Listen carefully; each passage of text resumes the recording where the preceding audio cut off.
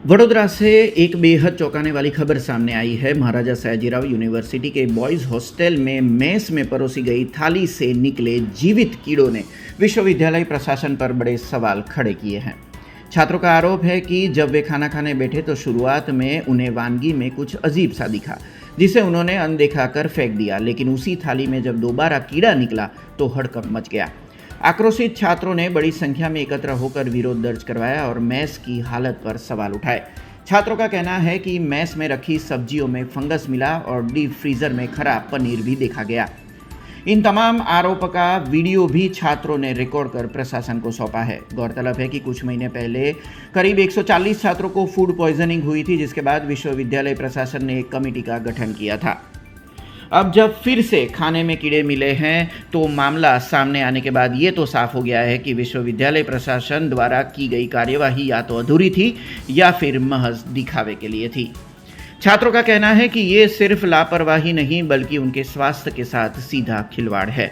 इस घटना की जानकारी मिलते ही विश्वविद्यालय की जांच कमेटी मौके पर पहुंची और मेस संचालक के खिलाफ सख्त कार्यवाही की बात कही। साथ ही में उच्च अधिकारियों को भी पूरे मामले से अवगत करा दिया गया। अब देखने वाली बात यह होगी कि एमएस यूनिवर्सिटी प्रशासन एक बार फिर ठोस कदम उठाता है या फिर एक और कमेटी बनाकर मामला दबा दिया जाएगा। आज सर ભીંડા બટાકાનું શાક હતું તો મેં ખાવા બેઠા હતા તો ખાવા બેઠા મેં જોયું તો અંદરથી જીવડું નીકળ્યું તો મેં બી ગયો તો મેં અર્થી કંઈ બોલાય બી નહીં એવું થઈ ગયું છે। પણ મેં જોયું તો એક જીવડું નીકળ્યું, મેં તો કંઈ નહીં, જીવડું નહીં, મને બીજું કંઈ લાગ્યું મને તો મેં ફેંકી દીધું।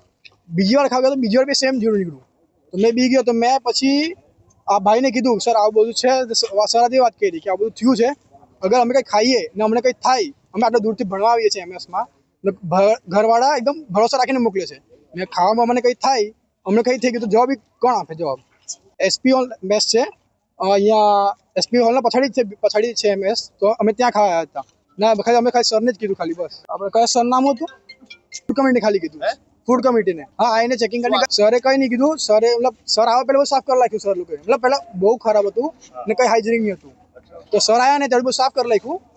તો પછી સરને કહે કે આ બધું સારું છે કંઈ નહીં, તો અમે બધા વિડીયો પાડી રાખેલો, તમે સરને વિડીયો બતાવો સર આવું બધું છે ને ઉપરથી ફ્રીજમાંથી કઈ સબ્જી નીકળી એમાં ફંગસ લાગેલી હતી ને પનીર બી મૂકેલું હતું, એ પનીર બી બગડેલું દેખાતું એકદમ પથ્થર હતું, તો એવું બધું ખાવાનું બનાવે તો અમારું શું?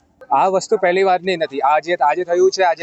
આજે એસપી હોલની મેસમાં આજે થયું છે કે પહેલી વાર ભીંડાને શાકમાંથી જે જીવડો નીકળ્યો છે, આ પહેલી વારની વાત નથી, આ ભૂતકાળમાં થઈ ચૂક્યું છે, વારંવાર થાય છે। બોયઝ હોસ્ટેલમાં ઘણી વાર કમ્પ્લેન્ટ કરવામાં આવી છે, ઘણી વાર એક્શન લઈએ શું આ તે બધું બોલવામાં આવ્યું છે, પરંતુ કોઈ એક્શન લેવામાં નથી આવતો।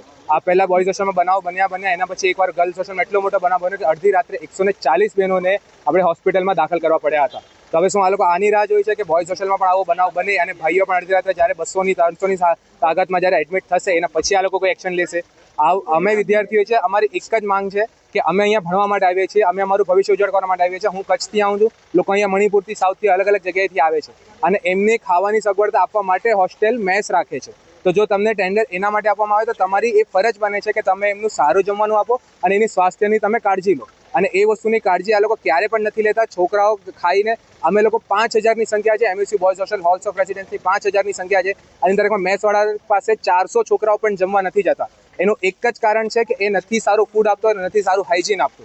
તો એ અમારો પ્રશ્ન હંમેશાથી રહ્યો છે અને અમને એક જ ઉકેલ જોઈએ છે કે અમને સારું ખાવાનું મળે। અમારી માંગ એક જ છે કે આ વ્યક્તિને કાં તો આના પર કડક કાયદા લગાડવામાં આવે। પહેલાં હોસ્ટેલની જે મેસ હતી એનો ફૂડ હાઇજીનની કમિટી નથી, એ કમિટી હવે બનાવવામાં આવી છે, તો એ કમિટી પોતાનું કાર્ય કરે અને આ લોકો ઉપર ધ્યાન રાખવામાં આવે। જો આ લોકો ઉપર મૂકી દેવામાં આવશે કે તમે એમને જમાડો તો એ લોકો જેમ ભૂતકાળમાં કરતા આવ્યા છે એમ જ કરશે અને એમ જ હંમેશાથી એ લોકો કરતા આવ્યા છે। हमसे जुड़े रहने के लिए हमारे YouTube चैनल को सब्सक्राइब करें और नई वीडियो की नोटिफिकेशन के लिए बेल आइकॉन को दबाएं।